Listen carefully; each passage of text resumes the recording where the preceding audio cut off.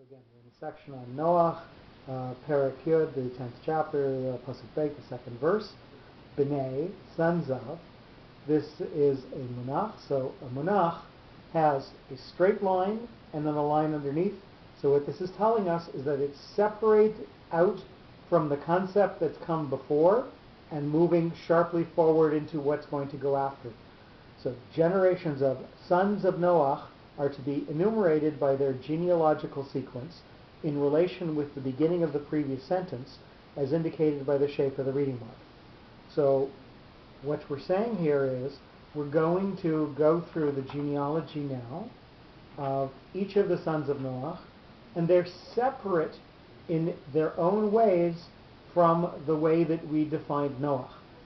Noach had a generation of his own that included his sons, and he sort of had a foot in both worlds, but the sons are really going to define their future separately from that. So they have this sharp demarcation from before, and they're going to move forward into what's going to go afterwards. And that again is defined by the shape of the note.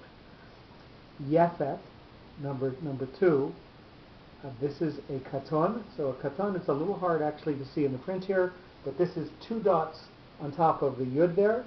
Whenever we see a katon, because it has 2 dots, one higher and one lower, we're going to notice that the word has perhaps a double meaning to it, and possibly one a more elevated thought and one a lower thought. Yefet, number 2, Yefet, the oldest son of Noach, was mentioned first in Breshit.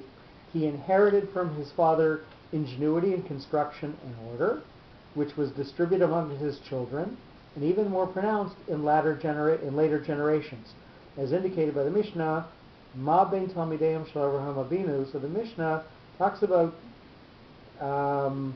the sons of Avraham and the sons of Bilam. So I sort of had a difficulty trying to define why he's taken this particular Mishnah, other than to say that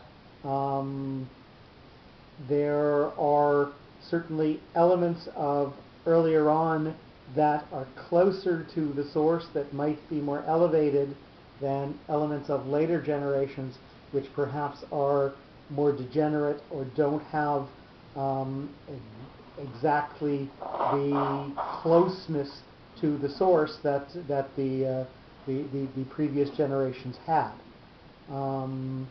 So each of the sons of Noach, when we mention them in Breshit, it says they had children who they were the first one who did this and the first one who did that. So we see the skills that they're imparted with, but all of the children don't get all of the stuff that the parents have. And this is one of the things that separates out the Jewish approach from the evolution concept. The Jewish approach is that older generations are to be respected because they're closer to the source, they're closer to true knowledge. The evolutionary concept is that each further generation has something more or better than the previous generation, and therefore you ignore the elderly, you ignore the old wisdom, because the new wisdom has supplanted it. So again, Yefet, when we're saying that he is the oldest son, we see that being the oldest gives him something of an advantage, and his descendants, B'nai Yefet, don't necessarily derive all of that. And that's why we have the katon, the upper and the lower thought, that goes together with the name of Yefet. Gomer, this is again a munach, so this is going to separate out from what we've had before and go forward into what it's going to do. Yefet's oldest son, number 3, Gomer, moved to the north around the Don, and from there also infiltrated the Balkan Peninsula up to the southern shores. So we're on the next page. The southern shores, the origin of the Greek epic poet Homer, as expressed in the Russian Gomer, as shown by the shape of the reading mark. So we've separated out the children from the father because we've said that they're not getting everything that the father had, and he's bringing various sources that try to define where each of these sons lives, or a particular feature that is peculiar to them. And the other thing that you're going to notice about this parish is there is a deep influence of Midrash, and there's a deep influence of other thoughts on it that come from other areas. So quite often we'll have linguistic tricks and certain things that might pop up that I'm not quite sure where he's derived them from. So again, we'll take it to his wisdom that there is some relation to that expression in Russian. I don't know what he means. That's a munach under common? Yes. So zakef katan. So normally, when we read things, the notes are read together as a group. So zakef katan is made up of a munach and a katan. So normally you would call it that, but the note itself is a munach. So we're going to, despite the fact that we would normally call it a zakef, it's the same shape and the same meaning implied as a munach.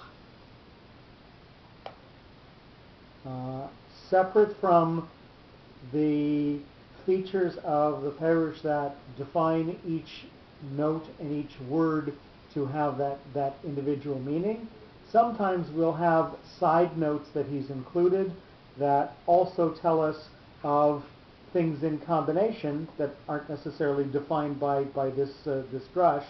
And we have a note here after this. The pronunciation Gomer contained the essential elements of the Germanic race. And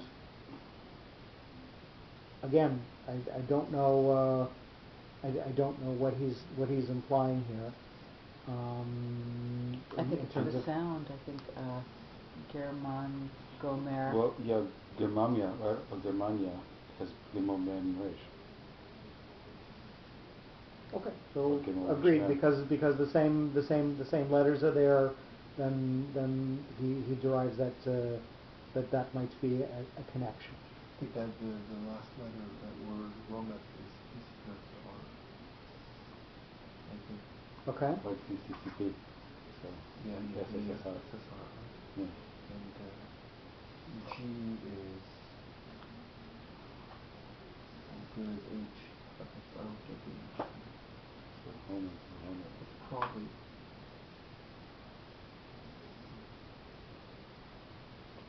Well, again, things for us to think about, and we will trust that there is certainly there because every so often he'll bring in Russian phrases. I think he's brought in one or two Polish phrases. Yeah. So there are lots of languages that do come to play every so often. Perhaps this is a difficult place to jump into the parish because we're not talking about sentences that have normal words in it. We're defining names, and this might be a poor class to have come as the first one, but we will continue nonetheless. Umagog, number 4. This is again a katon, so this is that 2-part note to say that there's perhaps more than one thing going on, and perhaps one more elevated and one less elevated.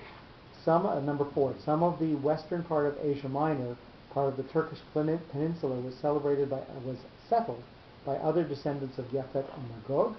Other descendants of Yafet and Magog was dominant there, as stressed by the bipartite shape of the reading mark. So, because we are having other descendants, he's saying some of them are going there and some of them are going elsewhere. I think there are two groups, Yefet and So, Magog. mhm. Therefore, the two dots suggesting there are two different groups. No, I think he's saying that the area that they settled, the area that Magog settled, Mhm. other descendants of Yefet also settled in that same area. So part of it is pure Magog, and part of it is other people who are there as well. So that's why we have the two parts, the part that's pure and the part that's not pure. So again, we get a higher and a lower. Umadai, this is a tipcha. So tipcha focuses us backwards on what's happened before, and importantly, in terms of pronunciation and in terms of how to read it, a tipcha has a minor pause after it. So the word sort of stands alone. It focuses it back. It ties together what's come from before, but then there's going to be a pause after it. Number 5. Other tribes, and Madai in particular, had chosen to take possessions in an opposite direction, colonizing eastwards to the south of the Caspian Sea, and naming the country Media, Latin Media Tota Firmi, the middle of all Firmi. I'll have to look up in my Latin dictionary tonight, as referred in a reverse direction by the reading mark. So there is an entire area that the sons of Yefet are going to inhabit, and this is going to round off what was done on the other side. So we're going to include that by looking backwards and then pausing. The Yavan, this is a munach again, so this is going to separate us out from what's happened from before and move us forward into what's going to go on afterwards. And Yavan, number 6, the migrational process was going on, and Yavan continued to spread southwards on the Balkan Peninsula, giving rise to the ancient Greeks as denoted by the shape of the reading mark. So again, they're going in a separate and different direction, hence they are separate from the ones who have gone north and the ones who have gone the ones who have gone west and the ones who have gone east, because they're now going south in that same area.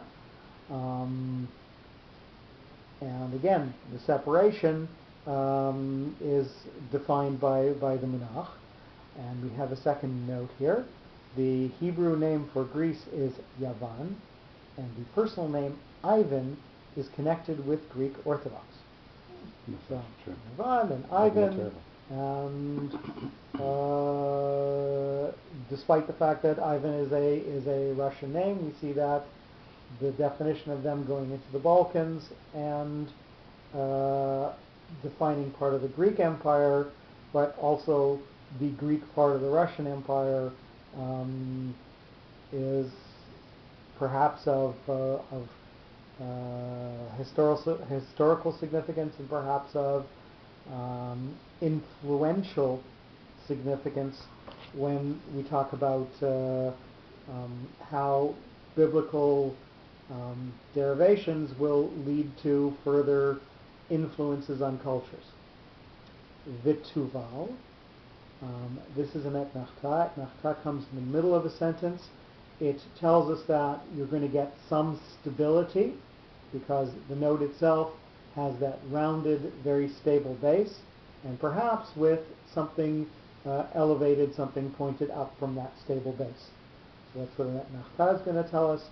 Number 7, certain sons of Yefet acquired their places, and Tuval had occupied the territory south of the mountains around the source of the Tigris and Euphrates in order to have natural, secure borders, as suggested by the stabilizing shape of the reading mark. So again, because what they have found out for themselves is a place that has great stability and the ability to grow and multiply from there, Tuval gets this stabilizing etnachta.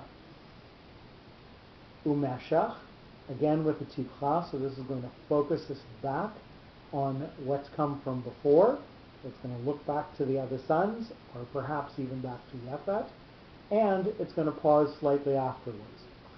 And Meshech number 8, neighboring Tuval to the west and north, at the central mountainous areas of Asia Minor, were other descendants of Yafet and Meshech, who took advantage of a natural defensive layout of the country, similar to the considerations of Tuval. So, because he is also getting a place of stability defined by geography, therefore he has the backwards-looking Tipcha. And again, that is going to allow him to stand alone and have stability because of that. V'tiras, Sof Pasuk. Sof Pasuk defines perhaps a greater level of stability. Number 9. I'm sorry. Each one of the descendants went to a certain location, and Tiras were involved in migration, going further than all the rest of his brothers. So this one is separated out from the rest of the brothers because you've got the Tipcha with a pause, and then you've got a Sof Pasuk afterwards, so he's sort of standing alone. So he went farther than everyone else and went to a place that was all his own. And again, we have another remark. According to Rashi, in the understanding of the Midrash, Tiras gave birth to the Persian Empire. It may be substantiated that phonetically Tiras may be pronounced Thiras, which resembles Persia, just as Athanasi is like Aphanaxi, or Athenae, and is like Athenae. So we're playing on pronunciations here to try to see how Tiras might be another beginning of a modern-day nation.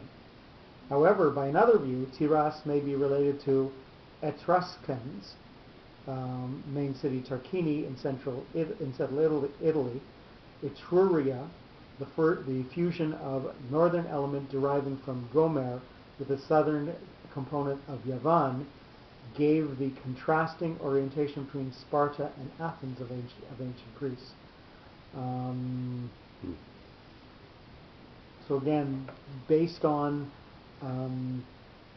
over time the fact that initial pronunciations or names certainly get local flavor and tend to morph with time, we are perhaps seeing Tiras morphing into different modern day roots of modern day civilizations, at least.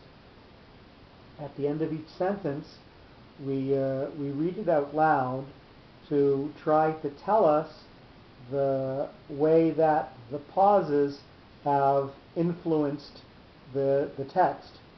So what we're going to notice is Gomer, Magog, and Madai are going to sort of be phrased together, but they're going to be separated out from Yavan and Tuval, who have gone in a different direction, and Meshech is going to separate itself out from Tiras, who's going to stand alone. So what I'm going to do is I read the pasuk, but I'm going to overemphasize the pauses that are imposed on the words, so that you can perhaps see the way that they've influenced the way that we've given the translation here.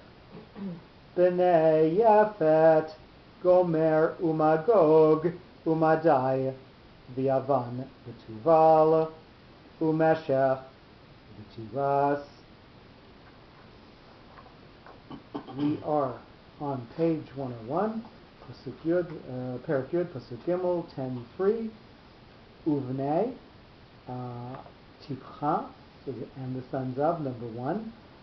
So this is going to focus us back on what's come from before and pause slightly after it. Noach's children differed amongst themselves, and the sons of his sons were increasingly divergent from the original personality of their protoplasm, consistent with their new remote territories, as referred backwards to the previous sentence by the directional shape of the reading mark. So what we've seen is that geography is going to define future development. And we're going to say that each of the sons who come forward from here are also going to get individual characteristics that is going to separate them out from their brothers and other relatives. Gomer, with the stabilizing etnachta under it, just as Yefet was a leading personality, being the oldest amongst his brothers, so were Gomer and his descendants, as indicated by the stabilizing shape of the reading mark. Certainly the elder son holds a position of leadership, and just as Yefet had an imposed element of leadership to himself, which was supplanted later by supplanted earlier, as we've just defined in the past couple of shiurim, by the way that they treated their father. Nonetheless, he still gets that respect, and just as Yefet had that respect, so Gomer would have that respect amongst his siblings and cousins. So that is why he gets the stabilizing and slightly elevated elements of an etnachta. Ashkenaz, this is a mercha. Mercha is likely connected to what's come from before, but mostly pushing us forward into what's going to come afterwards. Number 3, Ashkenaz. Ashkenaz was the oldest son of Gomer, the firstborn of 2 successive firstborns, had the prerogative of first choice of his area. He first occupied the land around the northeastern shore of the Black Sea up to the Caspian Sea and the Caucasus to the south. From there he spread to the northwest, being bordered on the south by the Carpathian Mountains, as shown by the directional shape of the reading mark. So, Carpathian. I will not insult Carpathians, of course. So Mercha is likely connected to what's come from before. So because we were saying that Gomer settled in a particular place, Ashkenaz took part of that place and then went from there elsewhere. So he's likely connected to what's come from before, but mostly going forward into the area that he eventually spread into. Virifat, this is a tipcha, so tipcha is going to close off the phrase, it's going to look backwards at what's come from before, and then it's going to have a slight pause after. Number 4, and Rifat, soon, and Rifat had joined his elder brother to fortify his impetus of occupation along his routes of progression, as stressed by the corresponding directional shape of the closing reading mark. So, because it's closing off the phrase with the tipcha, we're going to notice that he went to the same area, and the 2 brothers together, or their descendants, settled and completed the inhabitants of that area. Vitogarma, again we get that same concept of the note being the note sof pasuk, allowing the word to have a rest and a pause after it, with the tipcha before it, which has also separated itself out from everything else. So we're going to look for how this last son is standing somewhere where he is sort of alone and isolated from the rest of his brothers. The youngest brother of the Germanic group, and Togarma, had concentrated himself on the southern part of the Caucasus and the southeastern coast of the Black Sea. So he is again in a different spot from the rest of his brothers, and because of his occupation is somewhere different, he stands alone. And you get a remark. Besides the people wandering, Sheldon, this is yours. You get to read the word in German. Volker wandering. Volker wandering. People wandering, yes, yeah. And the Torah makes its own statement about the origin of the European nations. So the spread of the sons of Noach to their eventual places throughout the world, we see is defining their future and their history, and whether they have connection to others or whether they truly separate out, both in terms of geography and perhaps sometimes influence and philosophy. And we're going to read the sentence out loud again, and we're going to notice, Question. What's the notation under Togarma? is Sof Pasuk. Which is what? So, Which one is that? Is that just the lines? so you under see that there are lines Yeah. underneath. Yeah. The one at the last syllable, the one under the mem, Mm-hmm. is in fact the definition of Sof Pasuk. It's that line under the last syllable of the word. If the word has another syllable that gets emphasis, then you get another one of those that goes under the syllable that gets emphasis. So it's not Togarma, it's Togarma. So you split the emphasis between the first syllable and the last syllable. And for convenience sake, we also define Sof Pasuk as that colon that goes after the words. Right. But that's actually something that was added later. That's not truly the reading mark. That's why I asked. Sorry, forgive me.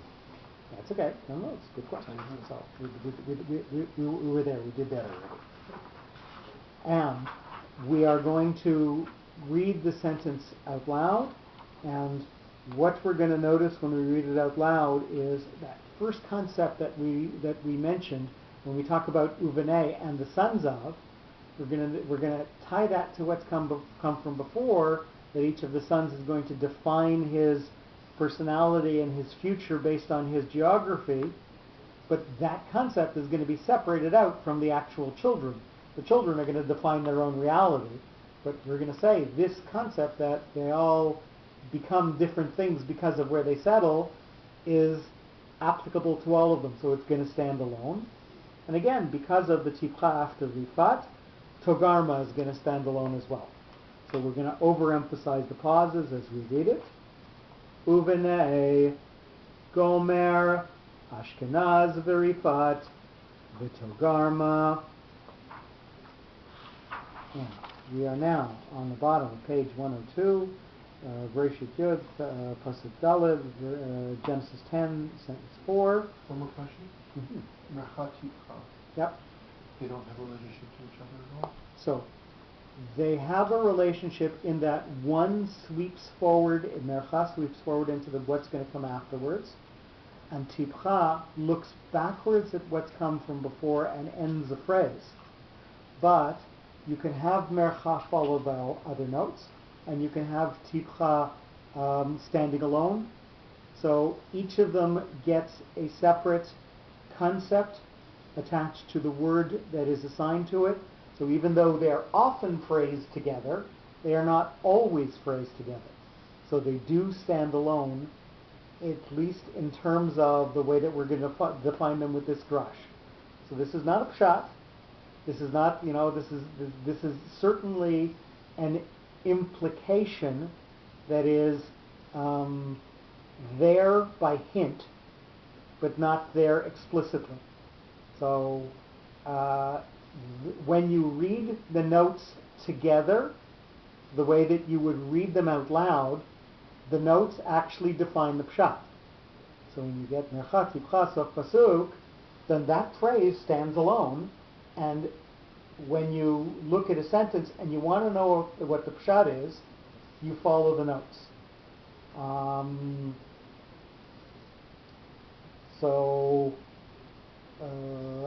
trying to want to pause the tape for a second. I'm blanking out in terms of an example.